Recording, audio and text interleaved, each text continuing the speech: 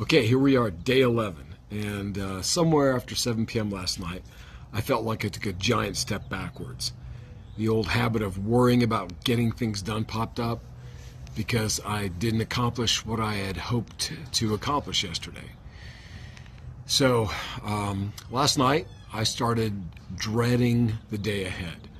I had anxiousness, it was all over me. You know, the voice of the critic started back in on me. And I forgot that I have the ability to silence him. So that state of mind and emotion was on me while I tried to sleep last night and well into this morning, actually. So I've said it before, anxiousness equals fear, right? So this morning I had to face it. I needed to retake the ground that I gave up yesterday. I was not going to get stuck.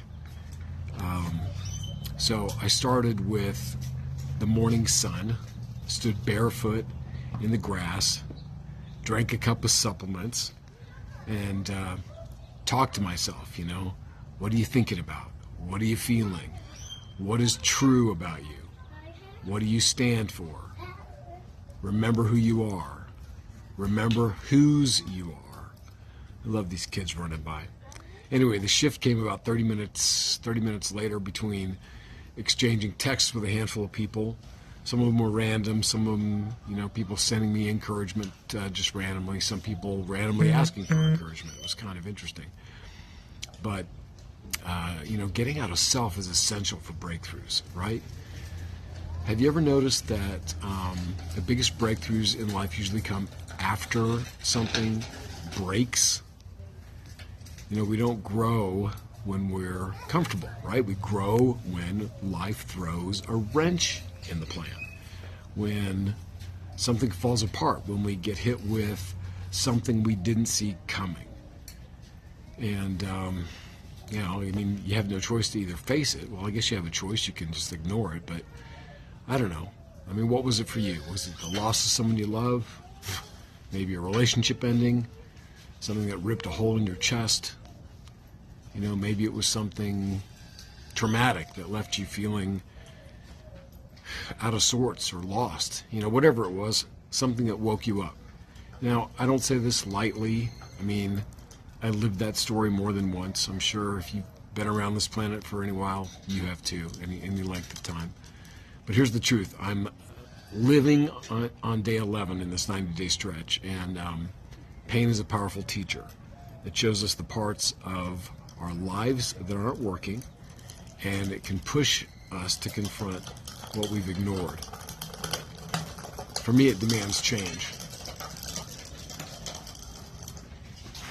I mean, not everything in life needs fixing, right? But the parts that don't work, parts that frustrate me, that drain me, or quietly break my spirit, that's where the gold is. So I'm willing to dig through the dirt to get to it.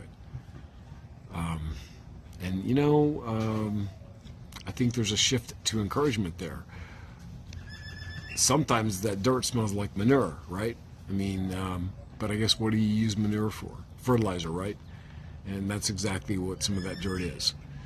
I guess we can use it to grow something beautiful, or stand in it and complain about how it stinks and just stay stuck. It really is a choice. So today I'm choosing growth, not because it's easy, but because staying stuck feels worse. And you know, you don't have to be in a terrible situation to feel stuck. I mean, if something in your life is breaking, maybe it's not the end. Maybe it's the beginning. So let me know what you're sitting with today. Big deal, little deal, anything, whatever isn't working in life. And let me know what you're ready to shift. You don't have to post it publicly. You can DM me if that's easier. But bottom line, don't hold it in. Thanks for being here. Talk soon.